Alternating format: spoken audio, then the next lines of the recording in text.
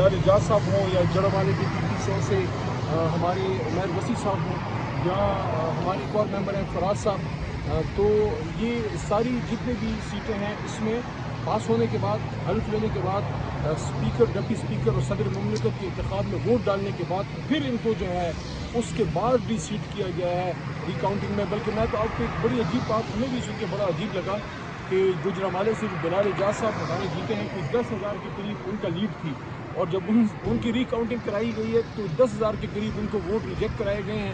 کیا سارے rejected vote PTI کے ہیں؟ کیا صرف PTI والوں کو ووٹ ڈالنا نہیں آتا؟ تو یہ بہت ہی آپ نے سوال کیا ہے، قابل افسوس امر.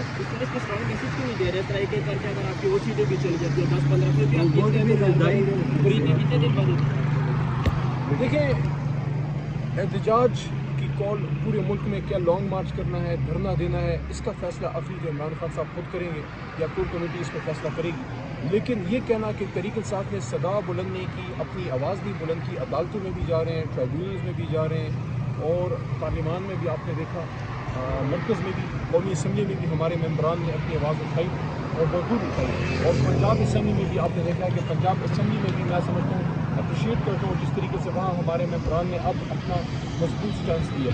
خان صاحب نے کہا تھا کہ ہر ہفتے آپ نے مینڈیٹ چوری کے لیے احتجاج کریں، لیکن اب تک سے 3 احتجاج ہیں 50 دنوں میں، اس میں تقریباً 8 ہفتے آتے ہیں، تو 3 دن اور باقی 5 ہفتے احتجاج نہیں، اس کے ذمہ دار کون ہے؟ ابھی 2 ہفتے پچھلے بھی احتجاج کیا رمضان میں، ہو سکتے تھے احتجاج.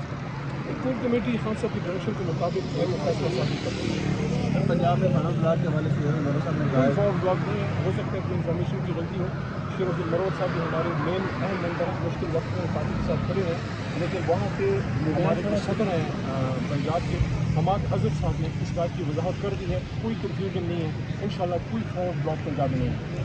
تو خان صاحب خود بھی احتجاج چاہ رہے ہیں رمضان میں؟ دیکھیے، جو بھی ان کی ڈائریکشن انفارمیشن ہوتی ہے وہ بیرسٹر گوہر کے تھرو آتی ہے، اور جو بھی خان صاحب کی حکم ہوگا، ان کی ڈائریکشن ہوگی، اس پہ عمل ہوگا. تھینک یو جی، شکریہ جی، جزاک اللہ.